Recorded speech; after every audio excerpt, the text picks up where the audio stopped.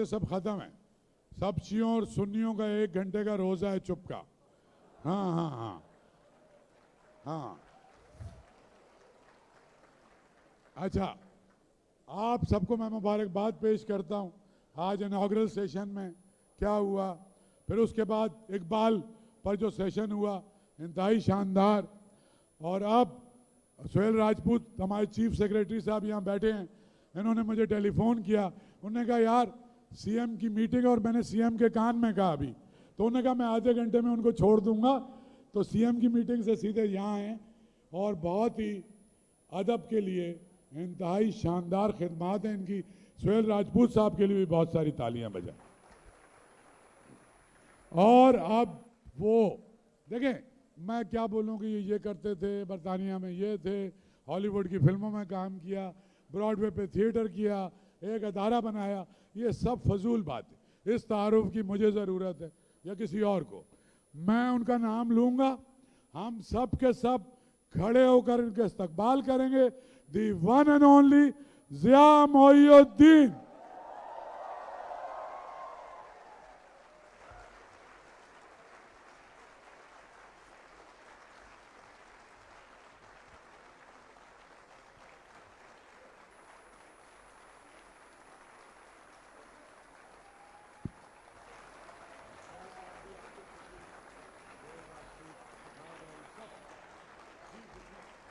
Please تشریف رکھیے.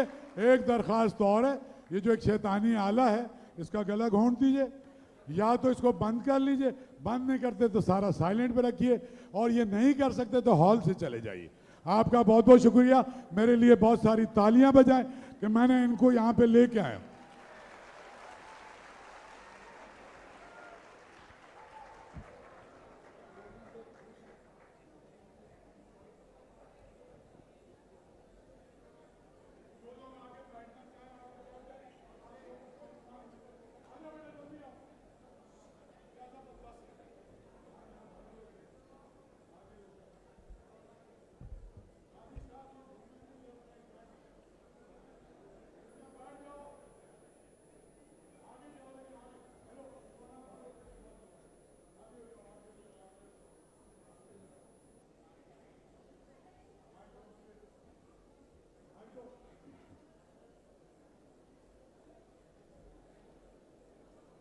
ضیاء صاحب, یہ نوجوان بچے بھی آپ کو سننے آئے, اور جتنے لوگ اندر ہیں اس سے 4 گنا لوگ باہر ہیں.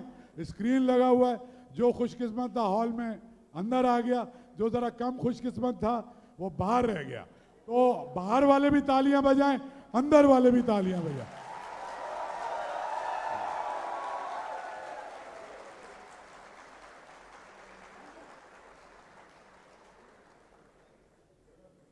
صاحبوں اور صاحبات, جو پہلی تحریر میں آپ کو سناؤں گا وہ تحریر نہیں ہے, وہ ایک تقریر ہے جو آج سے کوئی 68 سال پہلے مولانا غلام احمد پرویز صاحب نے یوم اقبال کے موقع پر کی. یہ میں اس کا ایک باب آپ کو سناتا ہوں. عنوان میں نے اس کا رکھا ہے آدم کی کہانی, کچھ میری کچھ اقبال کی زبانی. انہوں نے اپنی نہایت عمدہ نثر میں اس طریقے سے اقبال کی شاعری کو سمویا ہے کہ ہماری نظر میں علامہ کی شاعری کی عظمت دوبالا ہو جاتی ہے. تخلیق کائنات, ذرا تصور میں لائیے اس منظر کو کہ اس کائنات کی کوئی شے موجود نہیں تھی.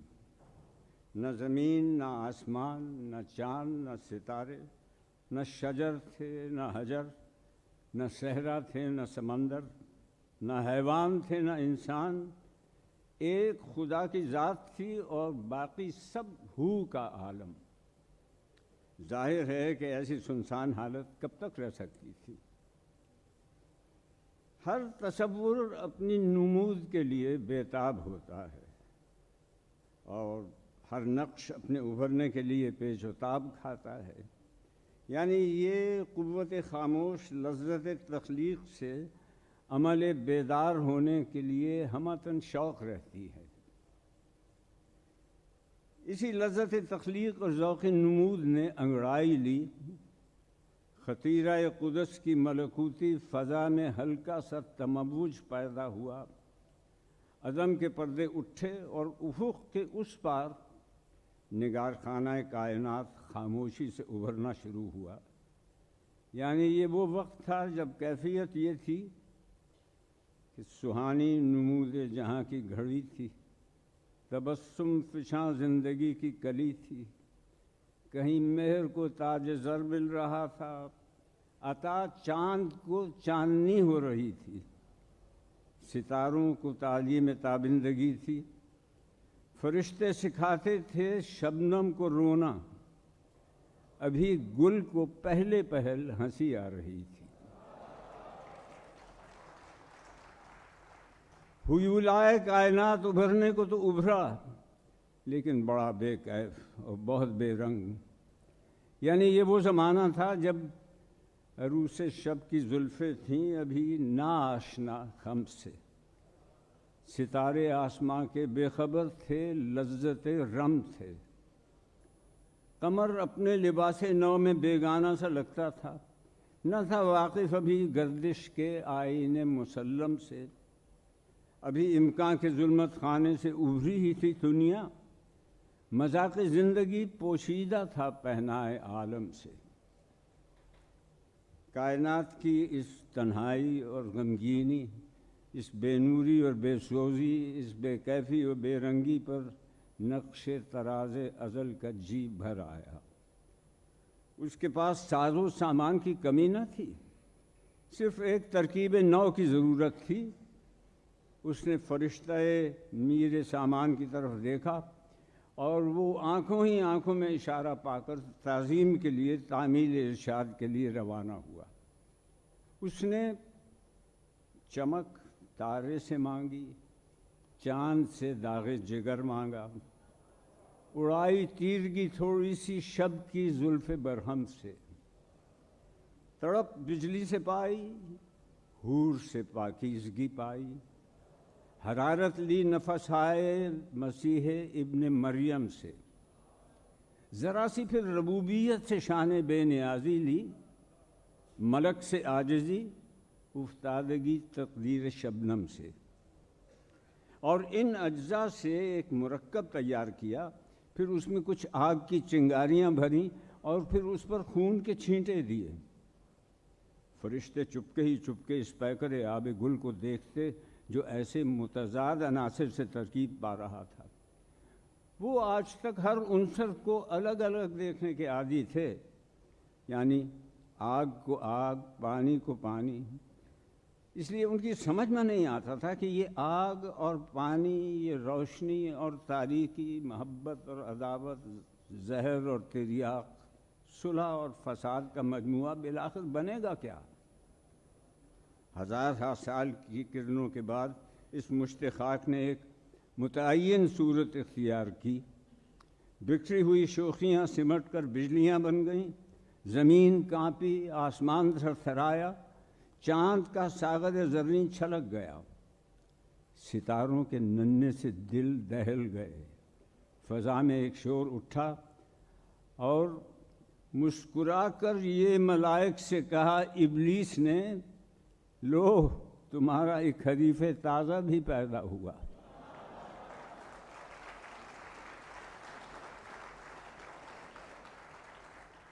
فرشتے اس پیکر خاکی کو دیکھ کر محو حیرت تھے کہ بالآخر اس میں کون سی خصوصیت ہے جس کی بنا پر اسے تمام کائنات میں سب سے اونچے مقام پر بٹھایا جا رہا ہے. خلاق فطرت نے ان کا استحجاب دور کرنے کے لیے آدم کو باغ جہاں میں بھیج دیا، جہاں ہر شے ایک خاص انداز سے رکھی گئی تھی. کسی کو مجال نہ تھی کہ اس میں ذرا سی بھی تبدیلی پیدا کر سکے. آدم کے صحن چمن پر آدم نے ایک تیرتی ہوئی نگاہ ڈالی. اسے اس کی ترتیب کچھ پسند نہ آئی.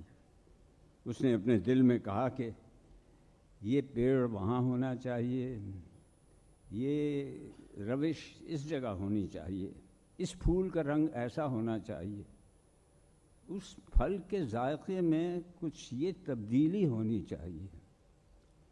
وہ ابھی ان تبدیلیوں کا خیال ہی کر رہا تھا کہ عرش عظیم سے آواز آئی کہ آدم، ہماری دی ہوئی ترتیب میں کوئی تبدیلی نہیں ہونی چاہیے۔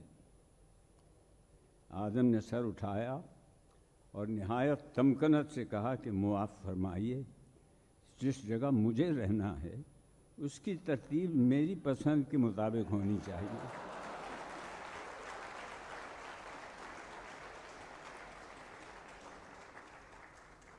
آدم کے اس جواب پر صحن چمن سے دور سے ایک طرف سے بلند قہقہے کی آواز آئی، جس میں ابلیسانہ سرکشی کی گرج محسوس ہو رہی تھی۔ فضائے چمن میں سناٹا چھا گیا، معصوم فرشتے سہم کر کونوں گوشوں میں جا چھپے، ہر شے اپنی اپنی جگہ ساکت و صامت انگشت بدندہ کھڑی ہو گئی۔ اس سکوت نے ایک دلکش آواز نے یہ کہتے ہوئے توڑا، یہی وہ اختیار اور ارادے کی قوت ہے جو آدم کی سرفرازی کی سربلندی کا موجب ہے۔ کشمکش حیات میں پرکیف جاذبیتیں ہیں تو اسی سے، اور کشاکش زندگی میں رنگین کیفیتیں ہیں تو اسی کے دم سے، اور بربت ہستی کے خوابیدہ نغمے بیدار ہوتے ہیں تو اسی کے مضراب سے۔ تم کائنات کی دوسری چیزوں پر غور کرو اور پھر انسان کی اس خصوصیت کو دیکھو، بات سمجھ میں آ جائے گی کہ ان میں اور انسان میں کیا فرق ہے۔ چاہے تو بدل ڈالے حیت چمنستاں کی، یہ ہستی دانا ہے، بینا ہے، توانا ہے۔ اب فرشتوں کو معلوم ہوا کہ اس پیکر آب و گل میں وہ کون سی خوبیاں، قوتیں ہیں جو خوبیاں بن گئیں، جس کی بنا پر اس سے کائنات میں یہ مقام عطا ہوا ہے۔ اس احساس سے ان کی نگاہیں تعظیم کے لیے جھک گئیں۔ آدم خرامہ نیچے اترا، اس کی جلو میں قطار اندر قطار اسے رخصت کے لیے ساتھ میں تھے۔ نسیم سحر کی طرح وہ آہستہ آہستہ ساتھ آ رہے تھے اور یہ نغمہ گا رہے تھے کہ عطا ہوئی ہے تجھے روز و شب کی بےتابی، خبر نہیں کہ تو خاکی ہے یا کہ سیمابی۔ سنا ہے خاک سے تیری نمود ہے، لیکن تیری سرشت میں ہے کوکبی و مہتابی۔ تیری نوا سے اسے بے پردہ زندگی کا ضمیر، کہ تیرے ساز کی فطرت نے لی ہے مضرابی۔ یہ خسروانہ جلوس بائیں شوکت و سطوت جانب فلک سے سوئے زمین آیا۔ خاک کے زرعی آنکھیں ملتے ہوئے اٹھے، سبزہ خوابیدہ جوش و نمو سے بیدار ہوا، غنچے چٹکے، پھول کھلے، چاندنی مسکرائی، سینہ بحر سے بیتاب موجیں ابھر کر دیکھنے لگیں۔ روح فطرت نے اپنے حسین چہرے سے نقاب اٹھائی، بربت ہستی کے خاموش تاروں میں ایک ارتعاش پیدا ہوا، اور ساز فطرت کی ہم آہنگی سے روح ارضی نے یہ کہتے ہوئے آدم کی طرف اپنا ہاتھ بڑھایا، کھول آنکھ، زمیں دیکھ، فلک دیکھ، فضا دیکھ، مشرق سے ابھرتے ہوئے سورج کو ذرا دیکھ۔ ہیں تیرے تصرف میں یہ بادل، یہ گھٹائیں، یہ گنبد افلاک پہ خاموش فضائیں، یہ کوہ، یہ صحرا، یہ سمندر، یہ ہوائیں تھیں پیش نظر کل تو فرشتوں کی ادائیں۔ آئینہ ایام میں آج اپنی ادا دیکھ، اے پے کرے گل کوشش پے ہم کی جزا دیکھ۔ آدم نے اس کرۂ رضی کا جائزہ لیا تو دیکھا کہ یہ تو ایک مٹی کا گروندا ہے جس کا نہ کوئی متعین نقشہ ہے اور نہ کوئی ترتیب ہے۔ سر پر آگ برسانے والا آتشی گولا ہے، چاروں طرف بڑے بڑے پہاڑ، ادھر ادھر سمندر کی محیط طوفانیاں، ڈراؤنے جنگل، اور ان میں بڑے بڑے خطرناک درندے اور اژدہے، چاروں طرف خوفناک بلاؤں کا ہجوم، اور ان سب میں نہتہ ابن آدم بے کس و بے بس و بے یار و مددگار۔ شروع میں ان لرزہ خیز بلاؤں نے اسے دبانا چاہا، لیکن اس کے بعد اس کی مضمر قوتوں نے بیدار ہونا شروع کیا۔ اس نے پہاڑوں کے جگر شخ کر دیے، سمندر کے سینے پر کشتیاں چلائیں، بڑے بڑے مہیب طوفانوں کا مقابلہ کرنے کے لیے آہنی دیواریں کھڑی کر دیں، دریاؤں کے رخ بدل دیے، ہواؤں کی سمتیں بدل دیں، آسمان کی بجلیاں مقید کر لیں۔ غرض یہ کہ اس زمین کا پورا نقشہ بدل دیا۔ اس نے فطرت کی ہر شے کو اپنے مطلب کے مطابق متشکل کر لیا۔ اس شکست و ریخت کو دیکھ کر ایک دن اللہ میاں نے اس سے کہا کہ تو نے یہ کیا کر دیا؟ آدم نے یہ سن کر کلہاڑا ایک طرف رکھ دیا اور کہا کہ گستاخی معاف، ذرا اپنی اور میری تخلیق پر تو غور کیجئے۔ تو شب آفریدی، چراغ آفریدم، سفال آفریدی، ایاغ آفریدم۔ ذرا اس مخلوق کو سامنے لائیے جیسے تسبیح و تقدیس سے فرصت نہیں، اور پھر اس کے بعد یہ دیکھیے کہ میں نے اس دنیا کو کیا سے کیا بنا دیا ہے۔ قصوروار غریب الدیار ہوں، لیکن تیرا خرابہ فرشتے نہ کر سکے آباد۔ میری نوائے شوق سے شور حریم ذات میں، غلغلہ آئے علماں بت کدہ اس صفات میں۔ تو نے یہ کیا غضب کیا، مجھ کو بھی فاش کر دیا۔ میں ہی تو ایک راز تھا سینہ کائنات میں۔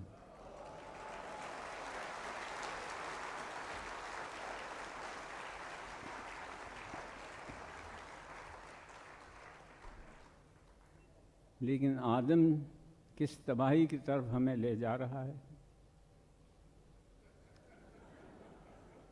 ایک نظم حسب حالات زہرا نگاہ کی، عنوان ہے سنا ہے۔ سنا ہے جنگلوں کا بھی کوئی دستور ہوتا ہے،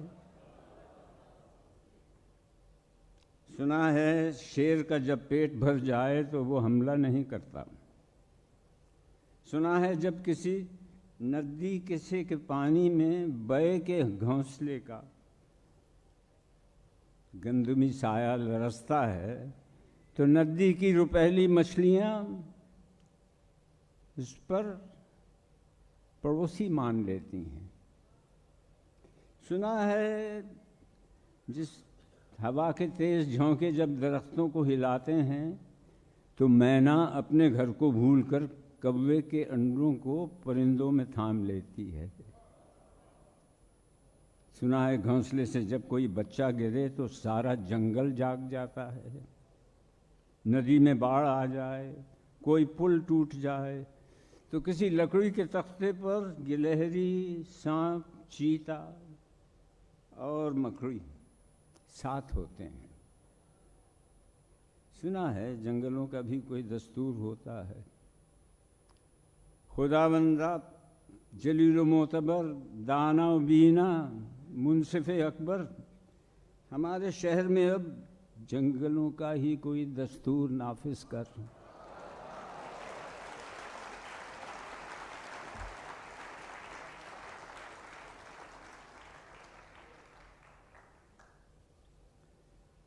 آپ نے شیخ ایاز کا نام ضرور سن رکھا ہوگا۔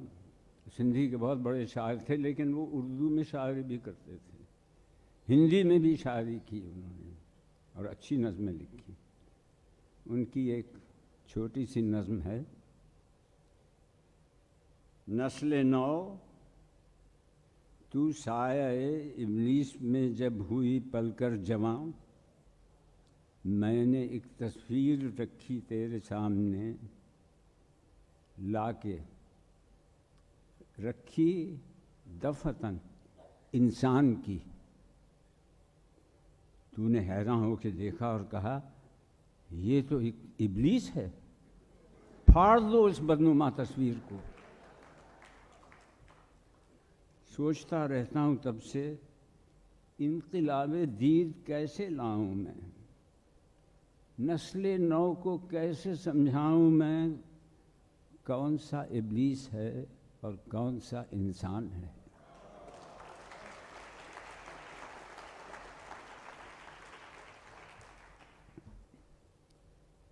پچھلے دنوں مجھے سیدھی سادی زبان میں ایک نایاب مضمون ملا. اس کو لکھا ہے خدیجہ بیگم نے. اب میں نے خدیجہ بیگم کی اس سے پہلے کوئی تحریر پڑھی نہیں تھی, نہ مجھے یہ معلوم تھا کہ وہ کوئی مصنفہ ہیں. جب ذرا ادھر ادھر سے تلاش کچھ کی تو معلوم ہوا کہ ہمارے ایک بہت صاحب طرز معمور اور معمار کیا نام ان کا, کامل, استاد کامل خان کی والدہ تھیں اور مصوری بھی کرتی تھیں. اس مضمون کا عنوان ہے یادوں سے معطر. یاد نہیں کہ وہ امرتسر میں 1935 کے اکتوبر کی شام تھی یا 1936 کے. رشیدہ آپا اپنی ننھی سی کالے رنگ کی موٹر سے شور مچاتی ہوئی اتری اور ان کے قہقہوں سے بھائی جان کا گھر گونج اٹھا. کسی نے یہ غور ہی نہیں کیا کہ ایک دبلا پتلا نوجوان کھدر کا کرتا پاجامہ پہنے اپنی خاموش مسکراہٹ کے ساتھ دروازے پر رکا ہوا ہے. یکا یک رشیدہ آپا نے چونک کر کہا, خدیجہ ان سے ملو, یہ فیض ہیں, ہمارے نوجوان شاعر. ہم نے سر سے پیر تک ان پر نظر ڈالی, دل کو یہ ماننے پر مجبور کیا کہ یہ شاعر ہیں, مگر دل نے انہیں صرف نوجوان مانا, شاعر نہیں.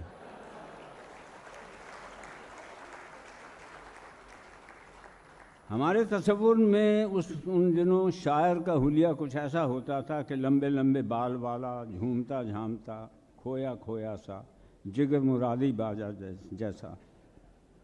یہ سوچ کر کہ یہ شاعر وائر نہیں ہیں, نہ ہم نے ان کی طرف دوبارہ دیکھا اور نہ ان سے کوئی بات کی. فیض نے نہ شراب پی, نہ شعر سنایا, نہ شور مچایا. پھر یہ شاعر کس قسم کے ہو گئے؟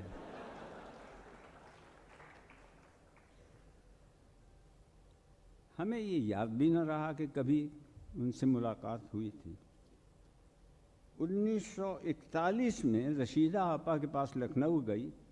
یہاں ادھر ادھر کی گھریلو باتیں ہوئیں کہ اس کے بعد یکا یک انہوں نے سوال کیا کہ تم فیض کو تو جانتی ہو نا؟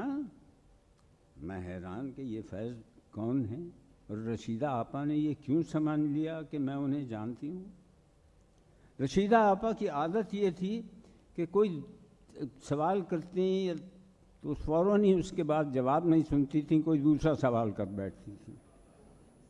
چنانچہ فوراً انہوں نے کتاب ایک نکالی الماری سے, اس کے سرورق پر فیض کی تصویر تھی. دل سے مشورہ کیا, جواب ملا کہ ہم فیض کو نہیں جانتے.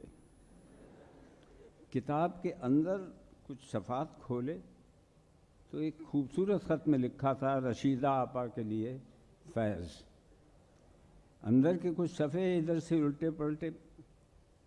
ان 4 مصروں نے ہمیں چونکا دیا. رات پھر دل میں تیری کھوئی ہوئی یاد آئی, جیسے ویرانے میں چپکے سے بہار آ جائے, جیسے صحراؤں میں ہولے سے چلے باد نسیم, جیسے بیمار کو بے وجہ قرار آ جائے.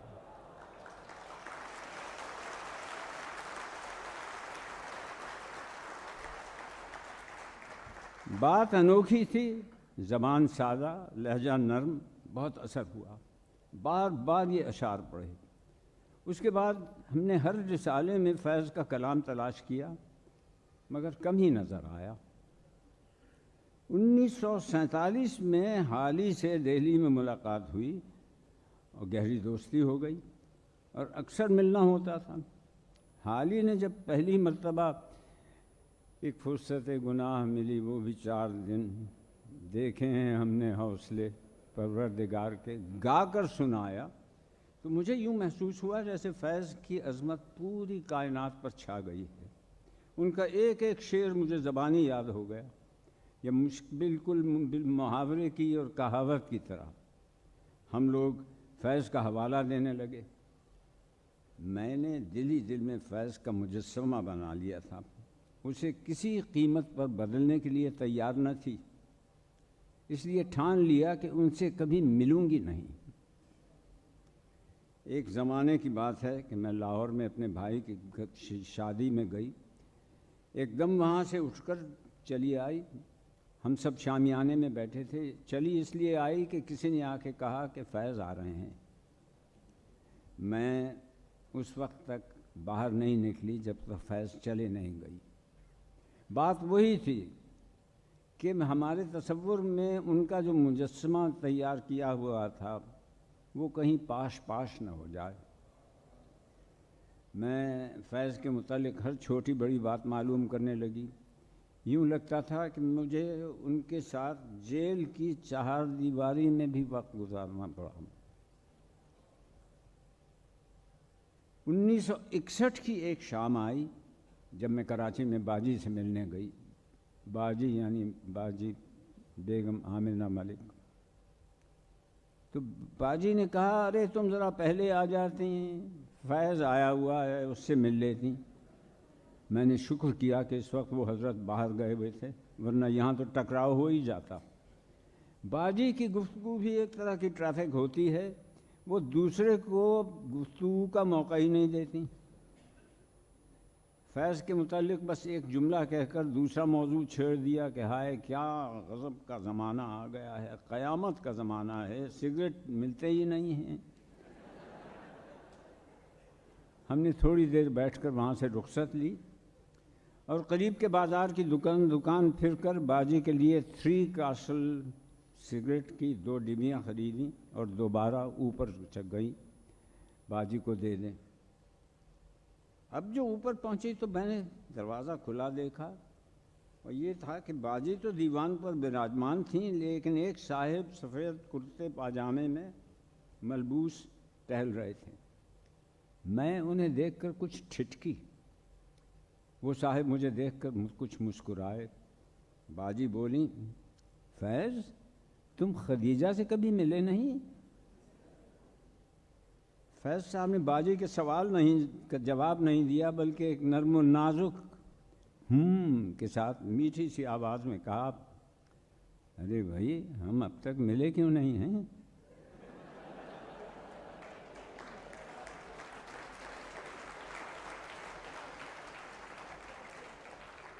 اس پر مجھے کچھ ہنسی آ گئی، میں کھسیانی سی ہنسی اور باجی کو سگریٹ دیے کوئی چھوٹا سا بہانہ کر کے باہر اٹھ کے چلی آئی۔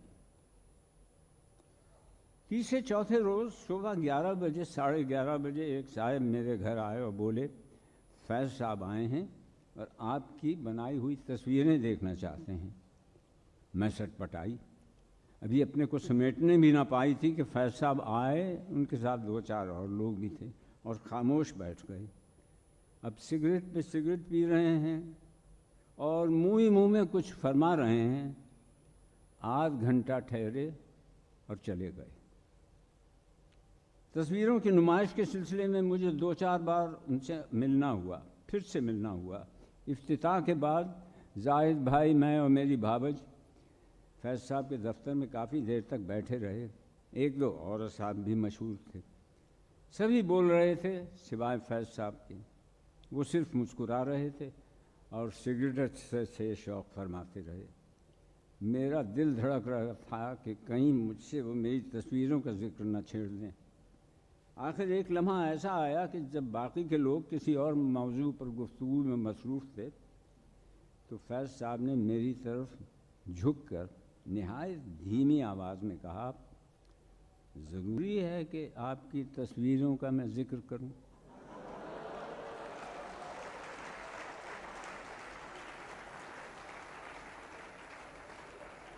میں نے جواب دیا ہرگز ضروری نہیں۔ اس کے بعد میں نے چین کی سانس لی کہ چلو یہ موضوع تو ختم ہوا۔ پھر ہم دونوں کے درمیان کوئی گفتگو نہیں ہوئی۔ کوئی قابل گفتگو موضوع کبھی ہو جاتا، چھڑ جاتا اور بحث چھڑ گئی تو کچھ اس قسم کی باتیں ہوئیں کہ فیض صاحب ٹھیک ہے یہ یوں بھی ہو سکتا ہے، ٹھیک ہے۔ میں بیشتر محسوس ہوا کہ انہیں کسی طرح کے بحث کے تمام دروازے بند کرنا منظور ہے۔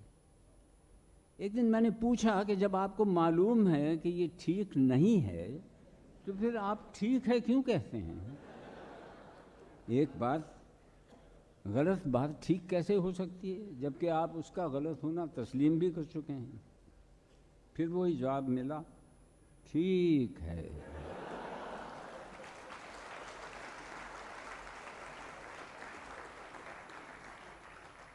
فرق صرف اتنا تھا کہ اب کی بار انہوں نے ٹھیک پھر ذرا زور زیادہ دیا تھا۔ فیض صاحب کی امن پسند طبیعت اور صلح آمیز مزاج دیکھ کر اور پرسکون باتیں سن کر میں حیران ہوتی تھی کہ یہ ترقی پسند باغی شاعر کسی طرح نہیں ہو سکتا۔ جو شخص دوست سے زبانی اختلاف تک سے گریز کرے وہ سماج اور نظام سے کیسے ٹکر لے سکتا ہے؟ دوستی اور بے تکلفی بڑھ جانے کے باوجود میں انہیں ہمیشہ فیض صاحب کہتی ہوں۔ ایک دن وہ مسکرا کر کہنے لگے، بھائی اگر تم مجھے اسی طرح فیض صاحب کہو گی تو ہمیں بھی خدیجہ بیگم صاحبہ کہنا پڑے گا۔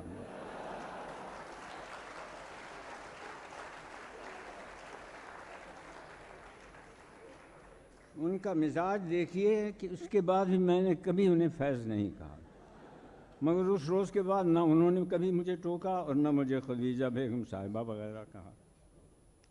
شروع دوستی کی بات ہے کہ کھانے کی طرف ہماری بے التفاتی دیکھ کر ایک دن کہنے لگے، تمہاری ہماری دوستی کیسے نبھے گی بھائی؟ کس طرح؟ نہ تمہیں کھانے کا شوق ہے نہ کھلانے کا۔ میں نے کہا کہ یہ تو دوستی میں رکاوٹ یا خلل کا سبب نہیں ہو سکتا۔ کہنے لگے، پھر خاموش ہو گئے۔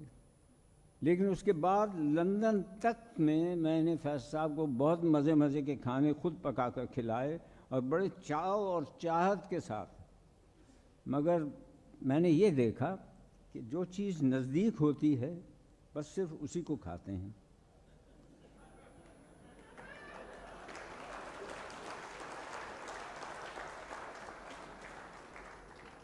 دال قریب ہے تو وہ کھا رہے ہیں، مچھلی دور ہے تو طلب نہیں کر رہے ہیں۔ کبھی کوئی فرق ہی محسوس نہیں کیا کہ بینگن کا بھرتا نوش جان کر رہے ہیں کہ بھیجا، شاہی ٹکڑے لے رہے ہیں یا بگھارے آلو۔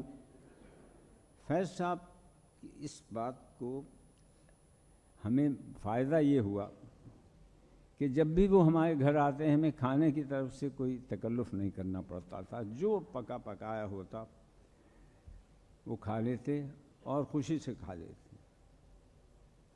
ان کی میزبانی کا شرف ہر شخص حاصل کر لیتا ہے، جو بھی دعوت پر بلائے چلے جاتے ہیں۔ ایک دن میں نے کہا کہ فیض صاحب، یہ جو آپ ہر ایک کے گھر چلے جاتے ہیں، اگر خدا نہ خواستہ عورت ہوتے تو نہ جانے کب کیا کیا گڑبڑ ہو جاتی۔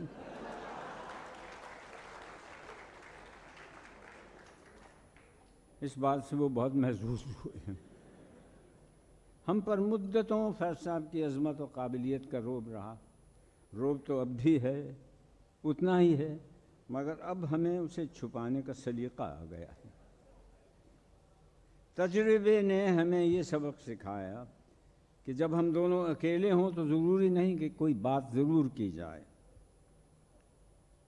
بیشتر وہ خاموش رہتے، اس لیے ہم کو بھی خاموشی اختیار کرنے کا موقع ملتا۔ چنانچہ ہم دونوں بیٹھے ہیں، وہ بھی چپ، ہم بھی چپ۔ ایک بار انہیں آزمانے کے لیے کہ وہ ہماری گفتگو سنتے بھی ہیں یا محض سننے کی ایکٹنگ کرتے ہیں، میں نے اپنے بچپن کی سنی ہوئی ایک چڑیا اور چڈے کی کہانی شروع کی۔ ان کی محویت میری سمجھ میں نہ آئی۔ یہ کہنا زیادہ صحیح ہوگا کہ مجھے خیال ہوا کہ شعر سخن انہیں کسی اور دنیا میں لے جا رہا ہے، کسی اور دنیا کی گشت کرانے کے ذریعے وہ اس وقت ہیں، اور اب وہ میری طرف یا میری باتوں میں کسی طرح سے محو نہیں ہیں۔ چنانچہ میں نے اچانک وہ کہانی روک دی، بالکل خاموش ہو گئی۔ انہوں نے 5-10 سگریٹ کے کش لیے، پھر کہا، تو پھر اس سفید چڑیا نے پہلے چڈے کا خیال دل سے کیسے نکال دیا؟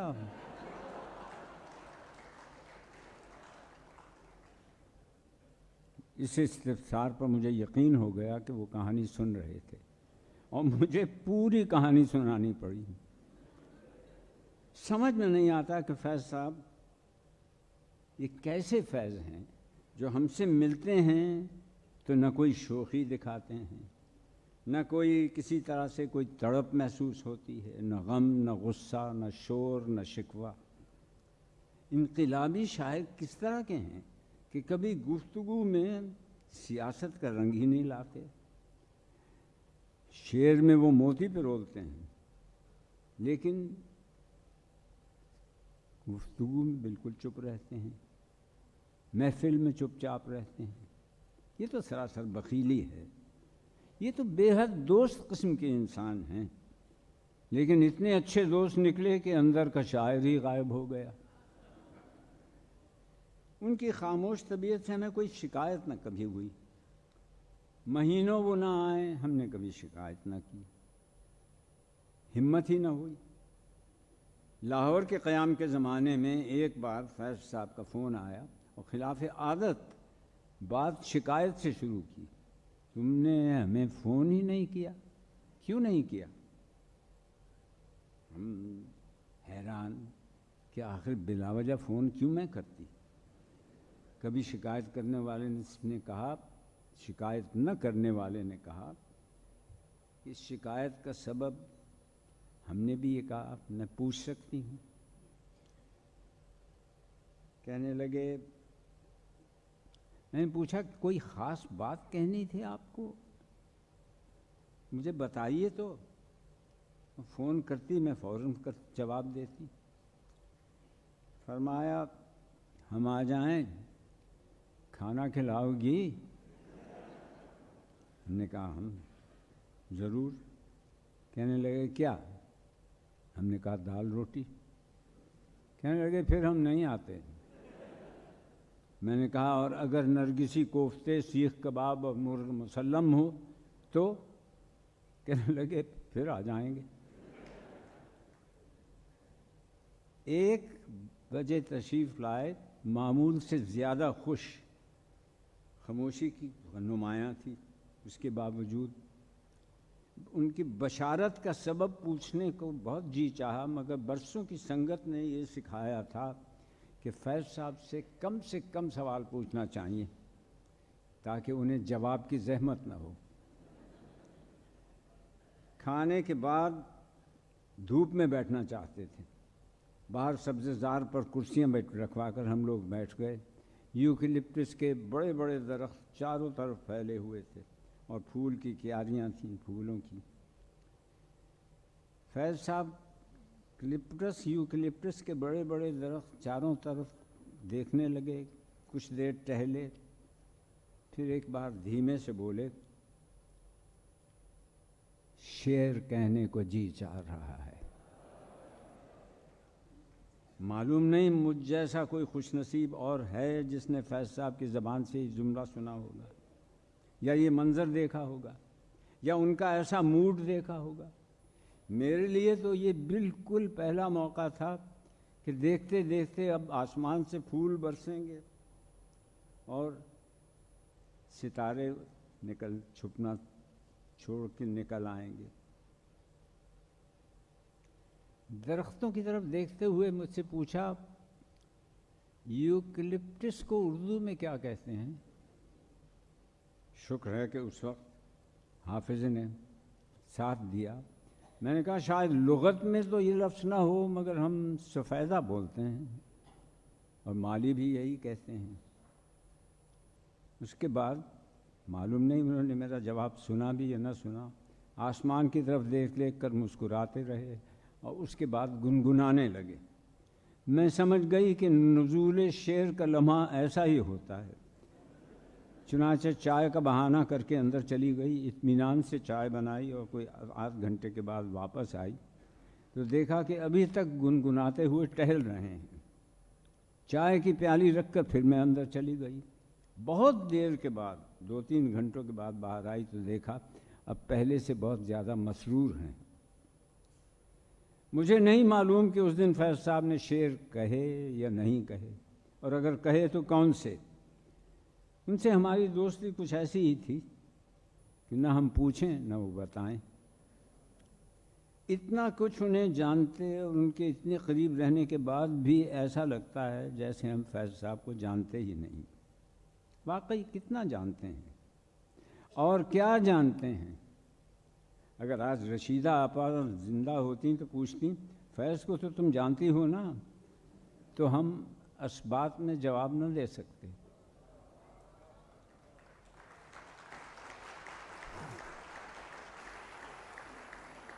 خوش قسمت ہیں وہ لوگ جو کہ ہم رشیدہ آپا کو جانتے تھے اور وہ فیض کو جانتی تھیں۔ اس لیے انہی کے رشتے ناطے سے ہم یہ دعویٰ کر سکتے ہیں کہ فیض صاحب کو ہم جانتے ہیں۔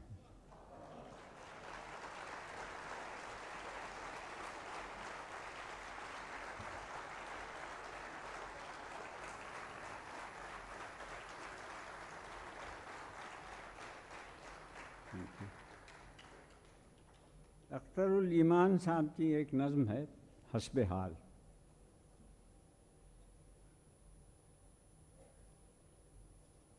عظیم کام کروں کوئی ایک دن سوچا کہ رہتی دنیا میں اپنا بھی نام رہ جائے، مگر وہ کام ہو کیا ذہن میں نہیں آیا۔ پیمبری تو زیاں چاہے زیاں پہ پڑھنا، پیمبری تو زیاں جان کا ہے دعویٰ کیا، تو جانے سولی پہ چڑھنا ہو یا چلیں آرے یا زندہ آگ کی لپٹوں کی نظر ہونا پڑے۔ خیال آیا فنون لطیفہ ڈھیروں ہیں، صنم خراشی وہ ہے، نغمہ گری ہے، نقاشی، یہ سبھی دائمی شہرت کا ایک وسیلہ ہیں، مگر نہ لفظوں پہ قدرت نہ رنگ لاؤ۔ پھر ایک ذریعہ سیاست ہے نام پانے کا، علاوہ نام کے مہرے بنا کے لوگوں کو بساط عرض پہ شطرنج کھیل سکتے ہیں، مگر یہ فن بھی میری دسترس سے باہر تھا۔ پھر اور کیا ہو، بہت کچھ خیال دوڑ آیا، علاوہ اس کے مجھے اور کچھ نہ سوجھا۔ کریں گے فن سے ظلموں کی تلافی، سیاہی رہنما منبر پر چڑھ کر زبوں حالی کے مانگیں گے معافی، گلا پھاڑیں گے ہمدردی میں ان کی، کہیں گے ووٹ دو اللہ شافی۔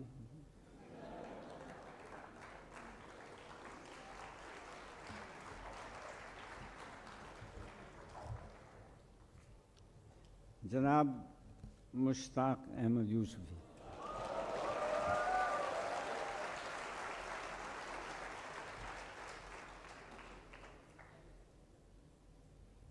میں طلوع آفتاب سے کچھ دیر پہلے سی ویو کمپلیکس کے سامنے ساحل سمندر پر چہل قدمی جانے، جسے انگریز کانسٹیٹیوشنل کہتے ہیں، جاتا ہوں۔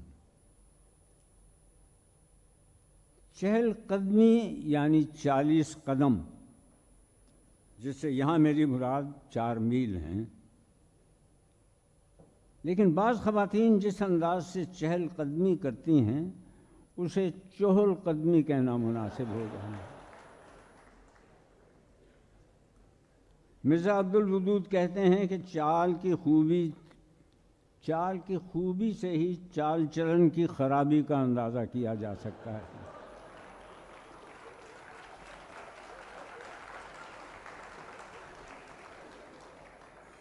اس قیامت کا نظارہ کسی کو سامنے سے آتے دیکھ کر نہیں ہوتا، پیچھے سے دیکھ کر ہی کھلتا ہے۔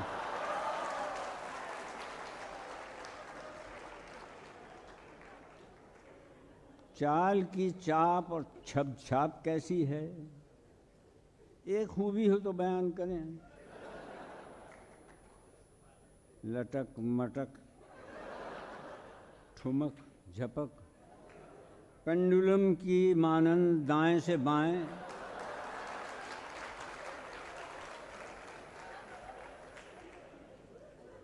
اس طریقے سے رگل کرنا اور دائیں بائیں لہرا کے چلنا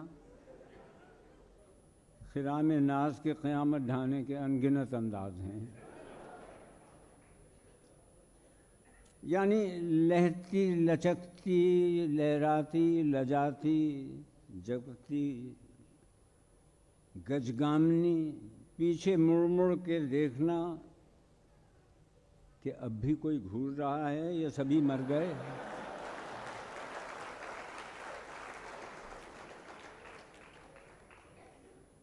پیچھے مڑ کے دیکھنا ضروری تو نہیں، اس لیے کہ جوان اور خوبصورت عورت کی گدی میں نہایت حساس اور نظر شناس نسائی ریڈار ہوتا ہے۔ اسے صاف نظر آتا ہے کہ پیچھے کون کیسی نظر سے چلا آ رہا ہے۔ نذیر اکبر آبادی نے کیا خوب کہا ہے کہ آگا بھی کھل رہا ہے، پیچھا بھی کھل رہا ہے، یہاں یوں بھی واہ واہ ہے اور ووں بھی واہ واہ ہے۔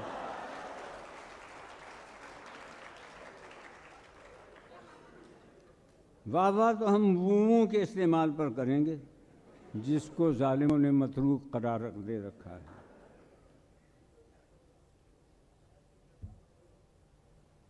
ہم تو سیدھے صبح واک کرنے جاتے ہیں۔ افسوس یہ ہے کہ واکنگ کا کوئی موضوع اور ڈھنگ کا مترادف کم از کم میری قلمی دسترس سے باہر ہے۔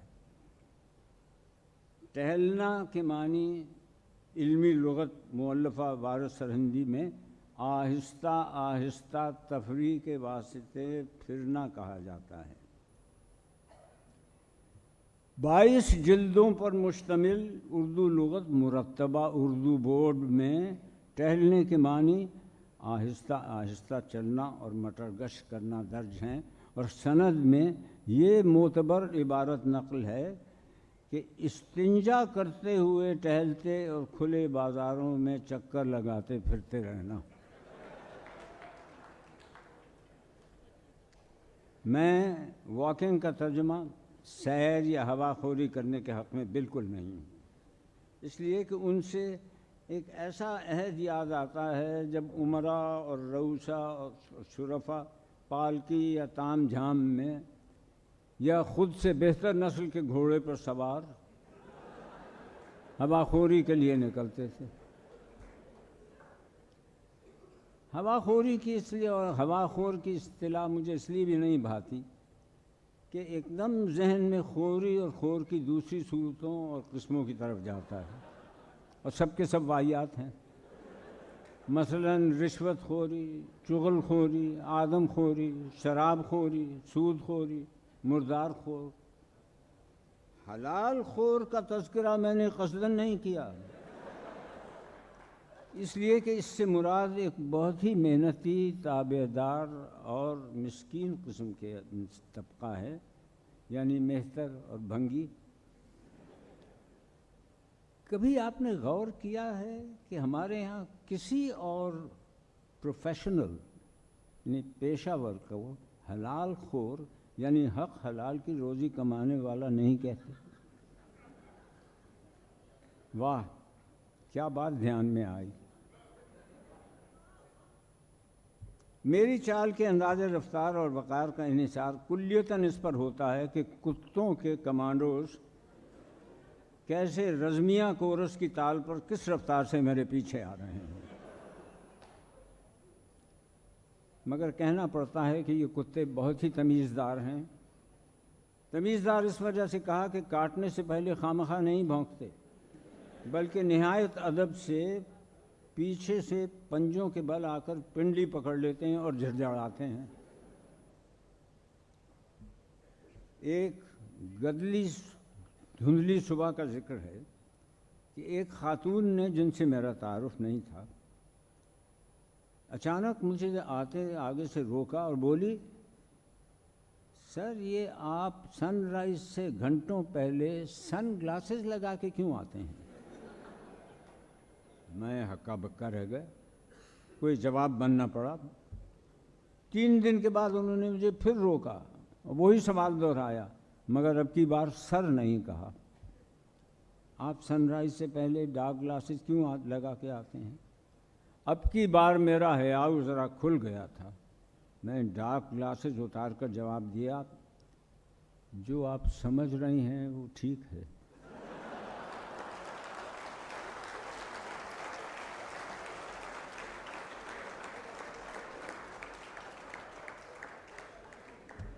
دوسرے دن سے فرق یہ پڑا کہ جب وہ میرے سامنے سے گزرتی ہیں تو پلو وغیرہ سب سے اچھی طرح ڈھانپ لیتی ہیں. کچھ دن کے بعد نہ جانے ان کے دل میں کیا آئی کہ ڈارک گلاسز لگا کے آنے لگیں. جی تو بہتیرا چاہا کہ، مگر خیر. اسے واقعہ کہیے یا مچاٹا کہیے یا مکالمہ کہیے، جو جی میں آئے کہیے. اس کے 2 ماہ بعد انہی خاتون کو اسی جگہ ایک کتے نے کاٹا. کتے سے یہاں میری مراد کتا ہی ہے.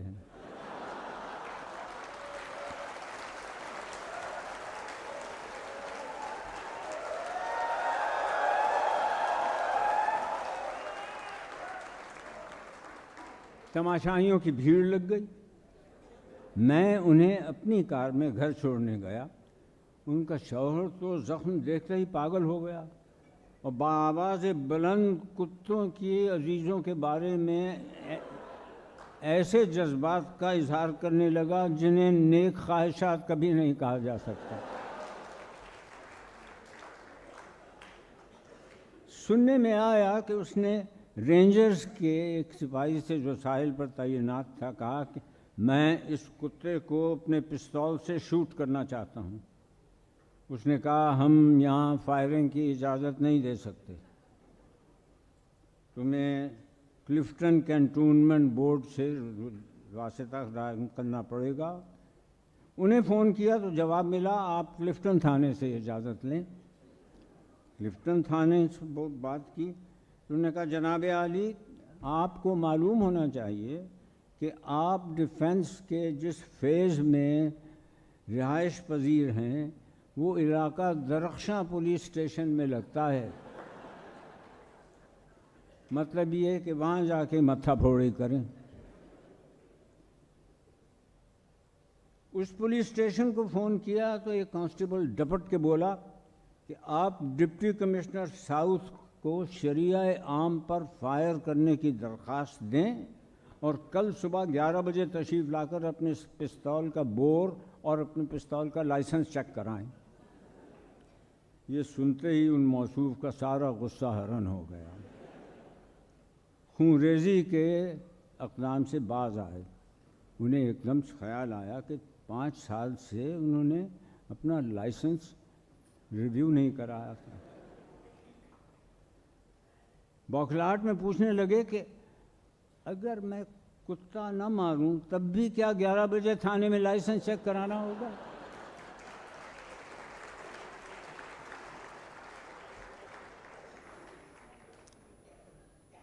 صاحب وہ قصہ ذرا لمبا ہو گیا، لیکن یہ ادھورا رہے گا اگر میں ان بزرگ کا ذکر نہ کروں جو انوکھے انداز سے صبح ٹہلتے تھے وہ اس طرح کے 20 قدم آگے جانے کے بعد الٹے پاؤں یعنی منہ موڑے بغیر پیٹھ کے پیچھے 20-25 قدم چلتے تھے. وہ کئی جگہ ٹکرا چکے تھے. کئی خواتین بھی ان کے پچھلے بمپر سے ٹکرا کر تسبیح سمیت گر چکی تھی. ایک دن مجھ سے نہ رہا گیا. وہ حسب عادت اپنے خلاف وضع فطری ساحل پر شنٹنگ کر رہے تھے. میں نے ان کے پچھلے بمپر سے بمپر ٹکرا کر انہیں روکا.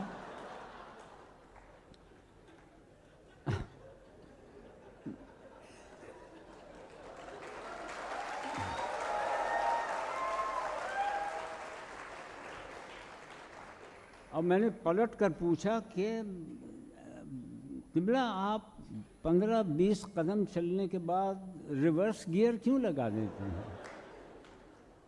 بولے اس سے کولوں کے وہ پٹھے مضبوط ہوتے ہیں جو سیدھا چلنے میں استعمال میں نہیں لاتے.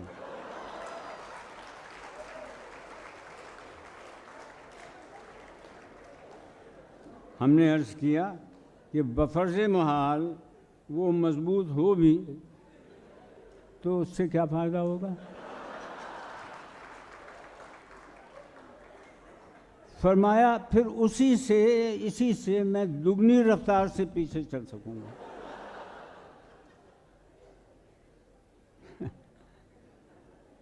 یہ صرف کوئی خالی خولی شیخی نہیں.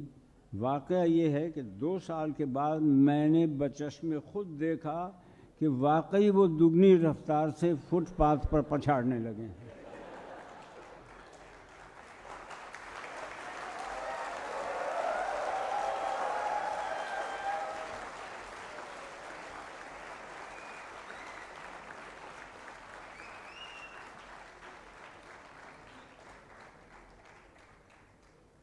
یہ کیسے ہو سکتا ہے کہ ابن انشا کو بھی اس میں نہ لاؤں؟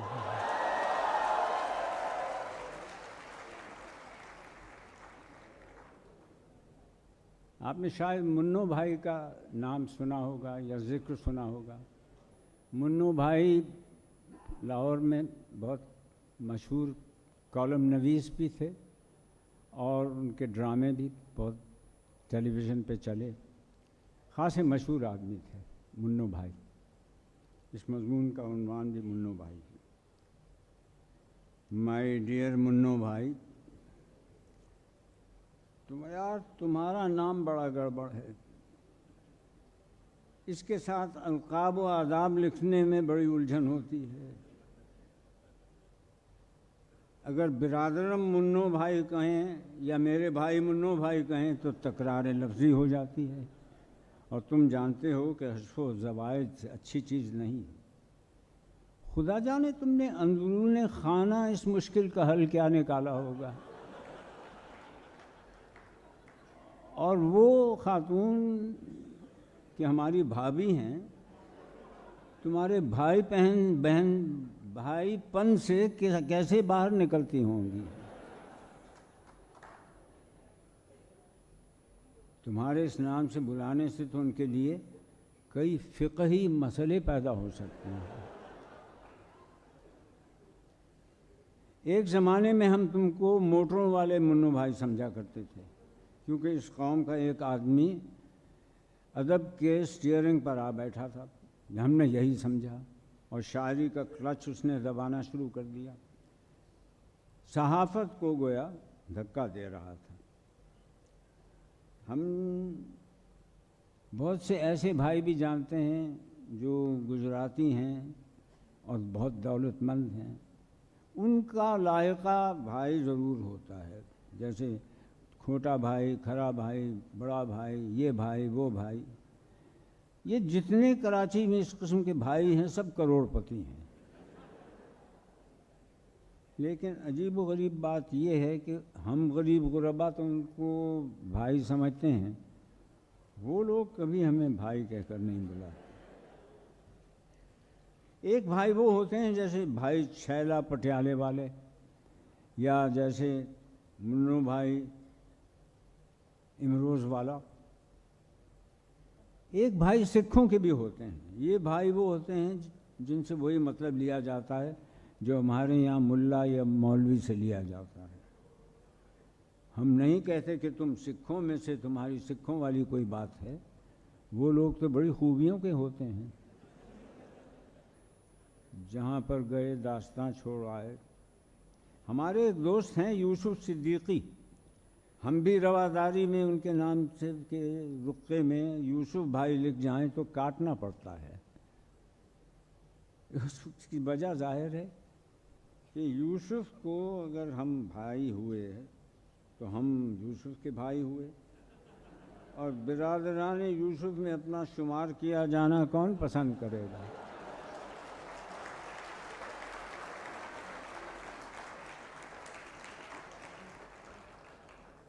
شاید تم نے بھی یہ نام اس زمانے میں لکھا ہوگا جب حال ہی کا یہ شعر تمہاری نظر سے نہ گزرا ہوگا. آدمی ہے چاہے یوسف، آ رہی ہے چاہے یوسف سے صدا، دوست ہیں ملتے بہت بھائی، دوست ہیں ملتے ہیں کم بھائی بہت. اب دیکھو یہ مائی ڈیئر بھائی کتنا اچھا لقب ہے. ہم یہ نہیں کہیں گے کہ تم اپنا نام بدل دو، تم اس نام سے مشہور ہو چکے ہو. تمہیں میں بتاؤں کہ ایک مشہور ادیب کسی سے یہ کہہ رہے تھے کہ 15 سال لکھنے کے بعد مجھ پر یہ تجربہ اب ہوا ہے اور انکشاف ہو گیا ہے کہ میں کبھی ادیب بن نہیں سکتا. تو ان کے دوست نے کہا تو پھر آپ نے لکھنا چھوڑ دیا ہوتا. تو موصوف نے فرمایا قباحت یہ ہوئی کہ اس وقت تک میں مشہور ہو چکا تھا.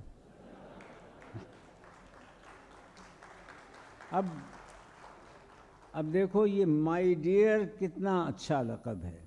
اس کا مطلب ہوا میرے پیارے منو بھائی. مردوں کو یہ خط لکھنے میں استعمال کیا جا سکتا ہے. عورتوں سے خط و کتابت میں اس لیے کہ ان کا ترجمہ نہیں ہوا. اگر ہوگا تو بڑی قباحتیں پیدا ہونے کا ڈر ہے. ہم تو اس کا ترجمہ کر سکتے ہیں، لیکن آپ کسی دوشیزہ کو مائی ڈیئر دلی دل میں تو سمجھ سکتے ہیں، لکھ نہیں سکتے. دراصل ہمارا معاشرہ ابھی بہت پسماندہ ہے، کیونکہ ابھی پچھلے دنوں میں کسی اخبار میں پڑھ رہا تھا کہ امریکہ میں ایک پاکستانی افسر اعلیٰ، ان کی سیکرٹری مستعفی ہو گئیں. تو کسی نے اس سیکرٹری سے پوچھا کہ اس شخص نے کیا کیا جو تم نے ایک ہفتے ہی میں ناراض ہو کر استعفیٰ دے دیا؟ بولی یہی تو شکایت ہے کہ اس نے کچھ بھی تو نہیں کیا. میں ہفتے سے اس بھلے آدمی کی سیکرٹری ہوں، اس نے ایک بار بھی تو مجھے چومنے کی کوشش نہیں کی. کیا میں اتنی گئی گزری ہوں؟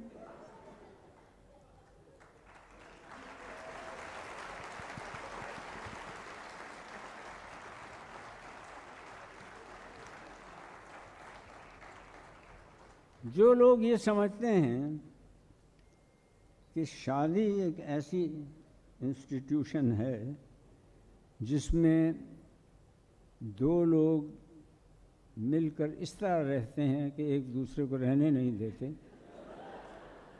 ان کے لیے حقی صاحب کا یہ مضمون سننا بہت لازم ہے. میں نے ایک دن عزیزہ سے پوچھا، عزیزہ تمہیں مجھ سے زیادہ محبت ہے یا مجھے تم سے زیادہ محبت ہے؟ عزیزہ نے حسب عادت میری بات سنی، مگر اس کے کانوں تک ہی پہنچی ہوگی، ذہن میں اس کے نہیں آئی. وہ اپنا حساب کرتی رہی، صرف کہنے لگی. پھر تیوری سکیڑ کر حساب لگنے لگی. میں نے کہا عزیزہ یہ تمہاری کیا عادت ہے کہ تم میری بات کبھی دھیان سے نہیں سنتی؟ وہ بولی نہیں سن رہی ہوں. ہاں کہو، کہتے جاؤ. میرا خیال ہے کہ اس مہینے دھوبن کچھ 2 کپڑے کم لائی ہے، کیونکہ ہم نے اس کو پیسے بھی 25 روپے زیادہ دے دیے۔ میں نے کہا یہ بھی کوئی بات ہوئی؟ وہ بولی 35 اور 6 41 اور 2 3 44 اور 2 نہیں 45 اور 50 پورے، یہ تو پورے 50 ہوئے۔ میں نے کہا عزیزہ یہ بہت زیادتی ہے، کبھی تمہارے پاس میری بات سننے کے لیے کچھ چند لمحے بھی نہیں ہوتے؟ عزیزہ نے قلم ہاتھ سے رکھ دیا اور میری طرف پلٹ کر ہمتن گوش ہو گئی۔ اس کے اس طرح پینترا بدلنے پر میں کچھ چھٹپٹا گیا۔ عزیزہ میری طرف جمی ہوئی بڑی بڑی آنکھیں کی آنکھوں سے سراپا یہ تقاضا ہو رہا تھا کہ کہو کیا کہہ رہے ہو؟ وہ میں نے سٹارٹ لیا کہ وہ میں کہہ یہ رہا تھا کہ ہم میں سے کون، یعنی ہم میں سے کس کا یا کس کی، میرا مطلب ہے گویا کہ محبت زیادہ ہے بنسبت اس محبت کے جو دوسرے کو اس سے ہے۔ عزیزہ بولے جانے کیا کہہ رہے ہو؟ میں نے اپنی بات پھر دہرائی، کیا تمہارے خیال میں یا یوں کہو کہ تمہارے دل میں اتنی زیادہ محبت محسوس ہوتی ہے میری محبت سے، یا میری محبت یعنی جو مجھ کو تم سے ہے نہ کہ تمہاری مجھ سے؟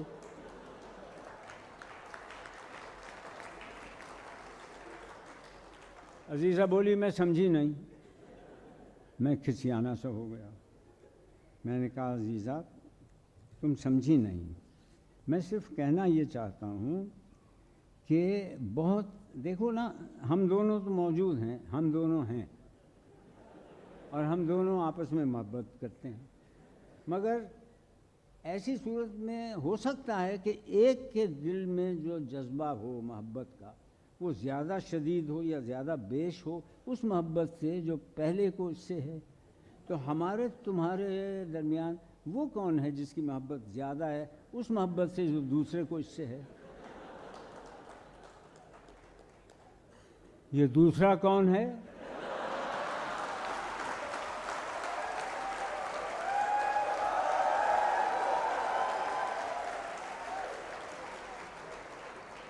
عزیزہ نے تیوری چڑھاتے ہوئے اور سکڑتے ہوئے بولی تمہاری ہوگی کوئی دوسری؟ میں نے کہا ہو تم پھر نہیں سمجھیں۔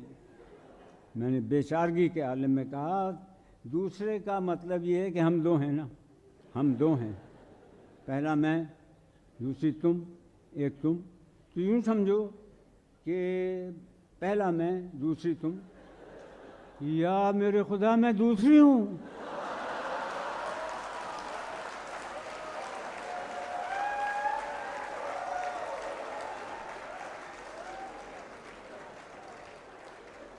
وہ چونک کر بولی تم نے تو مجھے نہیں بتایا تھا، اور پھر وہ پہلی کون ہے اور ہے کہاں وہ؟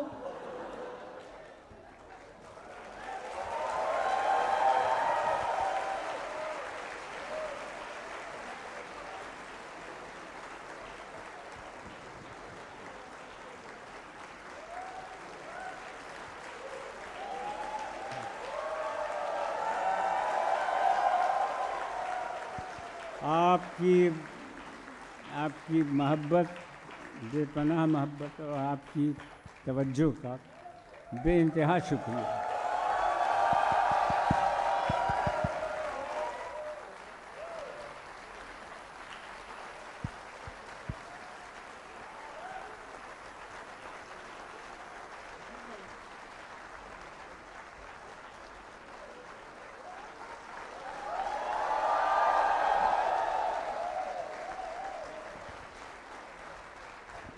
جتنے آپ اندر خوش نصیب بیٹھے ہیں اس سے 4 گنا باہر ضیاء صاحب آپ کو سن رہے ہیں۔ آپ کی آمد کا بہت بہت شکریہ۔ آپ باہر جس خوش نصیب کو جگہ مل جائے فرید ایاز اور ابو محمد کی قوالی ہے، ورنہ واپس یہاں آ کے بیٹھ جائے، اور جو جانا چاہیں تو باہر دیکھ لیں کہیں کھڑے ہونے کی شاید جگہ مل جائے۔